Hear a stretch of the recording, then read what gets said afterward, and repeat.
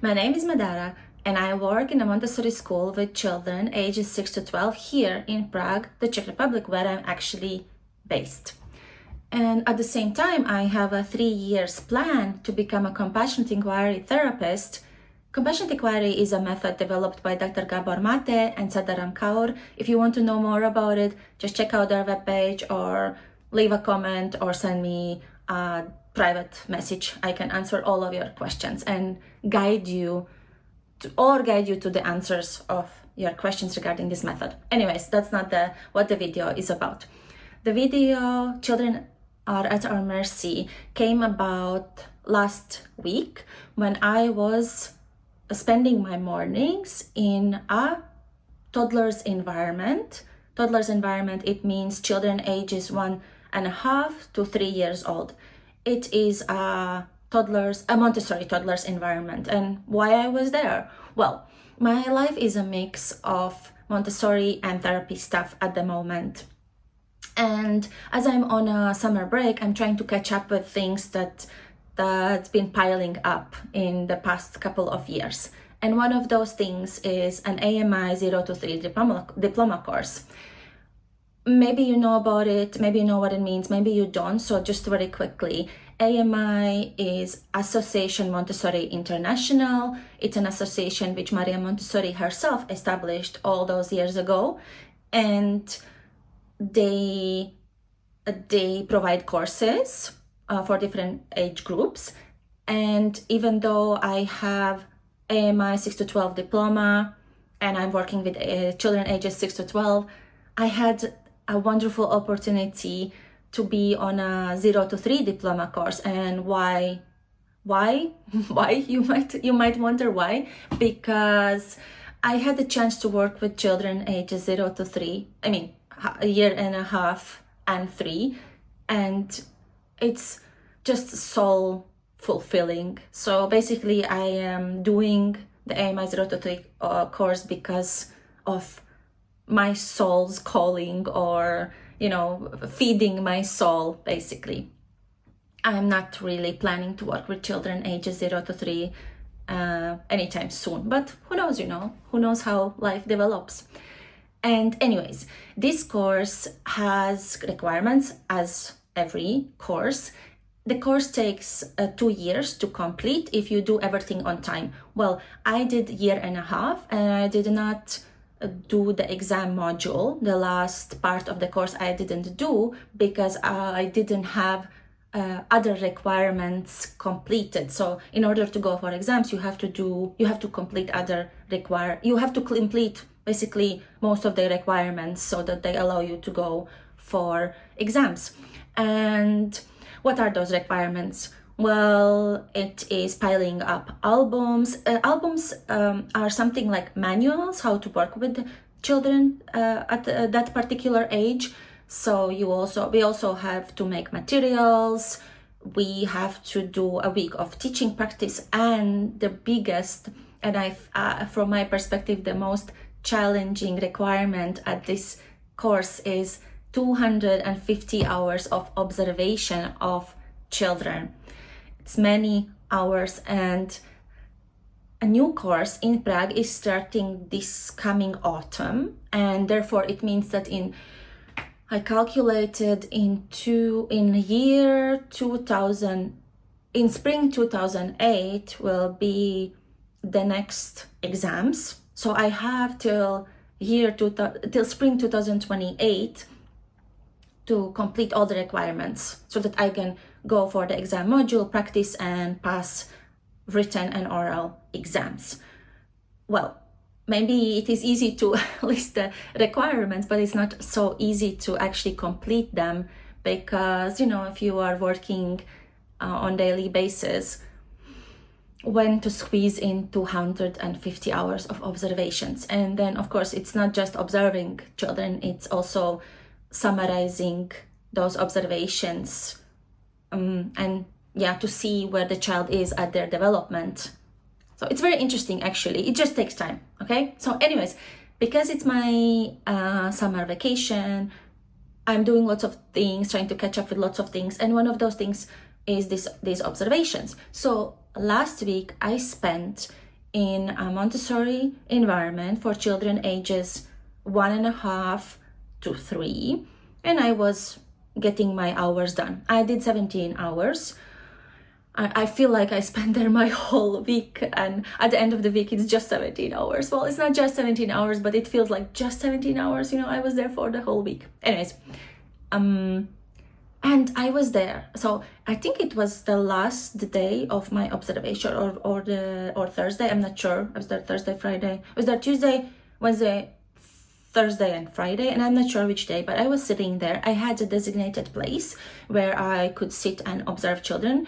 When you observe in a Montessori, it's basically you are like a furniture. You only communicate with children if they approach you. You can tell them hello and bye, or if there is an emergency, and there is danger to somebody's life. Otherwise, you sit back and you observe and do not get involved with anyone, children or adults, so that they can live their life and you can get as authentic data as possible.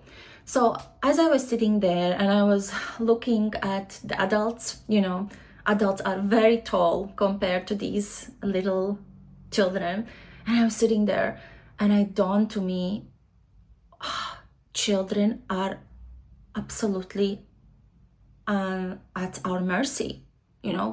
We're there, we're probably like giants to them, walking around, and then it's them, and they're so small and they're unprotected and they don't have a voice, and I don't know, it just caught me by surprise, this idea, and I wanted to discuss it. So I made notes right on the spot. So there are things that I want to discuss with you.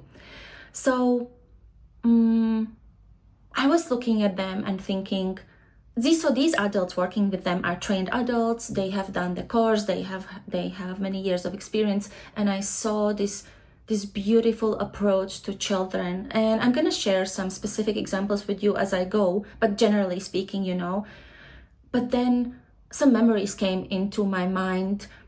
For example, once I was walking home from a shop, and there was a family. I think maybe those were two families together, because there were 4 children on bikes, and the 3 children, the oldest ones, were first at a zebra, and the little girl, she must have been, I think 3. Yeah, she was on a bike, and at the zebra, she couldn't stop on time, and she bumped into another child's bike. And what happened is that the dad scolded her so badly. He told her something like, if you will do it ever again, I'm gonna take your bike away. And I don't even know, it was just so terrible to watch. And the child, the girl, she started crying, and he said, don't cry, keep going. And then he was pushing down her crying, but you could see she was absolutely humiliated, because she did not mean, I saw it, she did not do it on purpose. I could see it in her face. She just couldn't physically stop her bike because of inertia, because of physics. And for that, she got, I want to say, this crap, from her father, this humiliation in front of everybody, in front of other children, in front of the mothers, and in front of other fathers that were there in that group.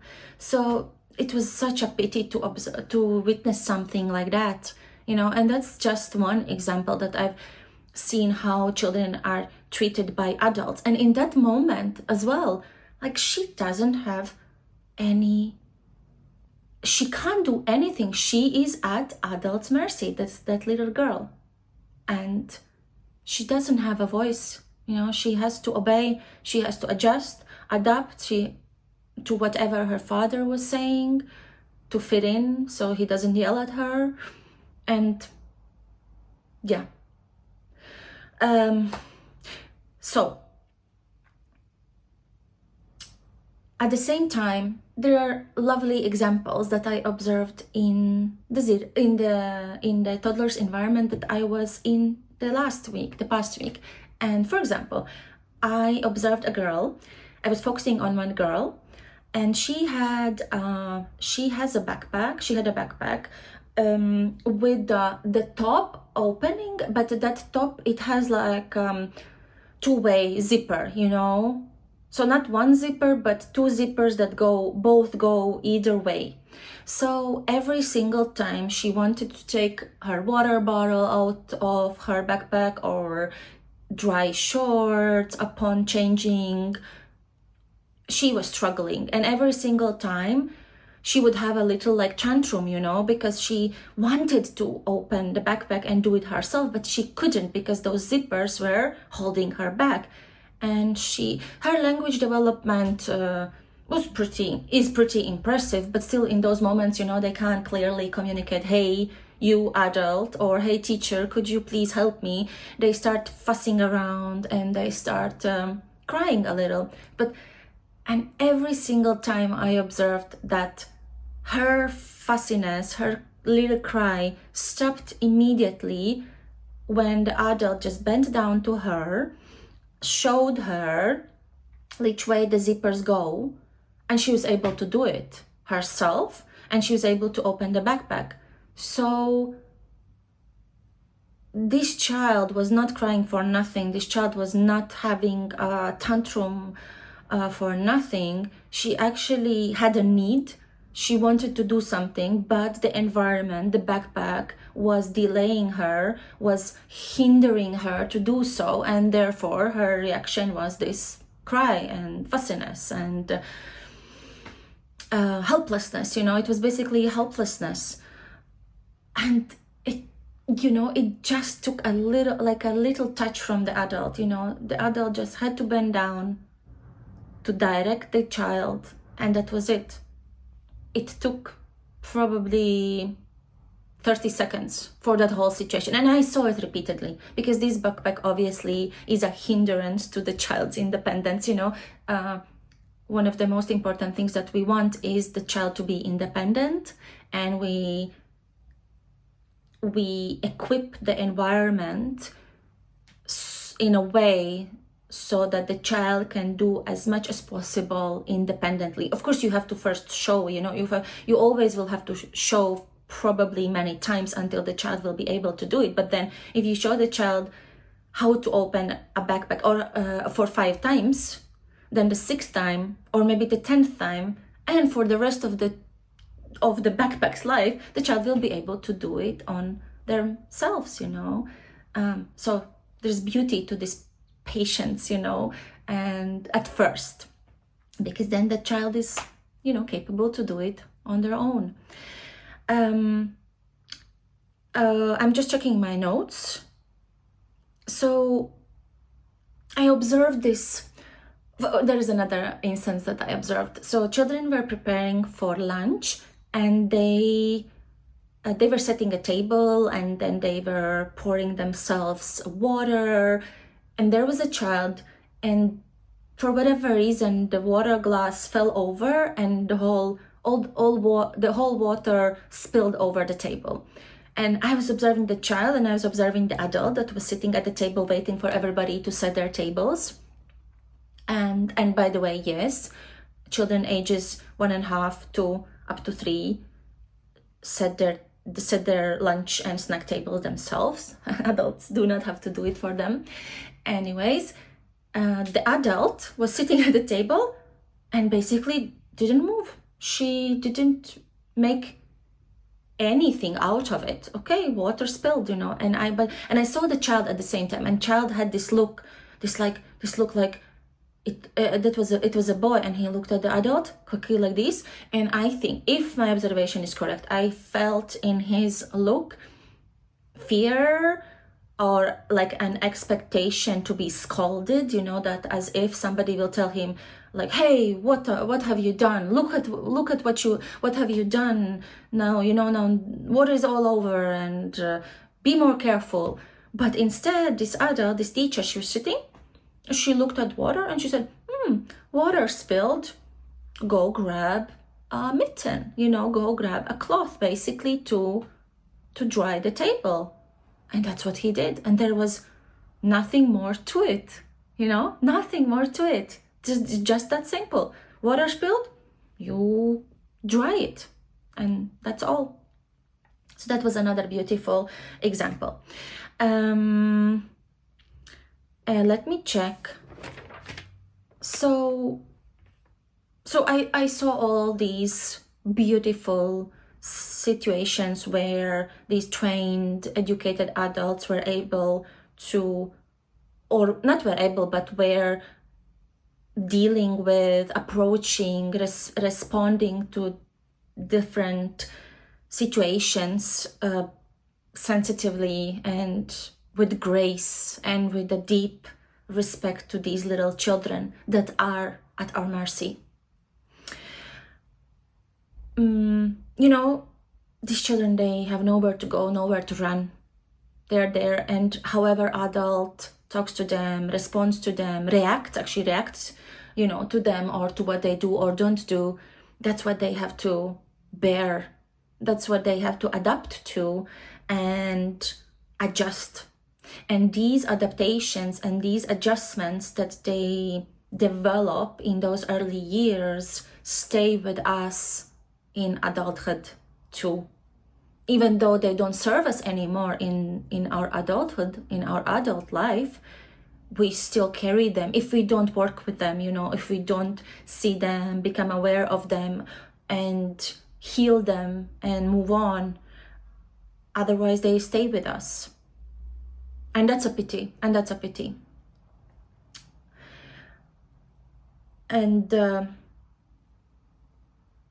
so when we observe and then we have to write those reflections, the summaries of our observations, there is always a question, there is always the two sides. For example, how does the environment or adult or clothing aid or hinder the child's development and independence? So if the child has shoes with laces at age of 2, is definitely a hindrance to the child's independence and development. They cannot possibly tie their shoes at that age. If they have shoes with the Velcro, it's a beautiful aid to their development and to their hindrance, because they feel empowered. I can put my shoes on. I don't need help. I'm independent. I can take care of myself, and this thought of being, and this thought that's being cultivated throughout different aspects of the environment. I can serve myself lunch. I can go myself to the toilet. I can climb a house, this outside the garden house on my own. I can get into swings on my own. I can clean after myself. I can make my own bed. I can fold my own clothes. That gives this confidence, and then you see confident people growing up, taking care of themselves and taking care of their environment and taking care of others, later in life. So for sure, that's what we want. So when we see children, we can always think, okay, is the environment aiding their development and independence, or is the environment hindering, delaying the development of themselves and their independence and other aspects of them? One big part of the environment is adult. So what it requires from us adults, how can we aid the child's development and independence? Well, practice. Of course, we can, and awareness, we can notice things. Maybe before practice and awareness, maybe it is important to know something about that child that you are with or working with or babysitting, or maybe it's your child or you're teaching the child, or it's your friend's child, or you're a grandmother or a grandfather of a child. So it's good to know what this age child specifically needs. Like I said, you can't expect for a 2 years old to tie their shoelaces, but for sure you can expect that from a 7 years old. And if the 7 years old can't do it, even earlier, by the way, a 6 years old can tie shoelaces, and probably I've seen in Montessori environments even 4 and 5 years old ones can tie their shoelaces. But let's say 7 years old one, for sure they should be able to tie their shoelaces. So if they cannot, why? Is there always someone that ties their shoes for them? Why? You're taking away an opportunity for the child to work with their hands, to feel satisfied for what they've done, to feel independent. I can put my own shoes on. So, we can look at every single aspect of child's life and think about it. What's going on there? Am I helping the child or am I hindering the child? Yeah, so the first step is awareness. Now that's always, I think, in all areas of our lives, the awareness is the most important step. And you might be thinking, oh my gosh, I've done so much bad, till I heard this video and so on and so on. But please, this is not a video to discourage you, to blame you. No, absolutely not.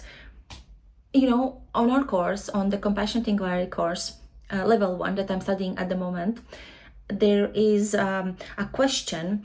When Gabor himself, when I watch his demos where he is working with people on different issues, he has a question that he often asks. And especially he asks this question to mothers who are terrified by thinking what they've done to their children until now, until they became aware.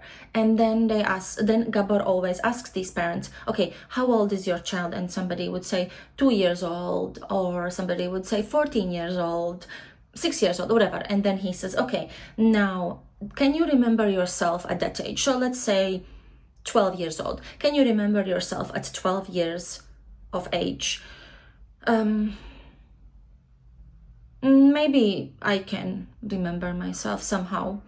And then he asks, okay, so imagine you are at that age and you have your parents. And imagine what would it mean for you if at 12 years of age your parents would start working on themselves, would become aware that you have needs, that needs attention, would perhaps go to a therapy or reach out for help or educate themselves, about the age you are in. What would that mean for you? And everyone as one always says it would mean the world for me. So it is never too late. It is never too late to make changes, to research, to practice, to catch yourself, to be more and more aware. It's just about practice. It's just about practice. Now, I think that's it for today. I do not see anything else in my notes. So thank you so much for listening. I hope you enjoyed this episode. Please leave me a comment, press a like, subscribe, or send me a private message, and you can share this video with people that you care or you think might be interested in this topic. And I'll see you in the next video. Bye.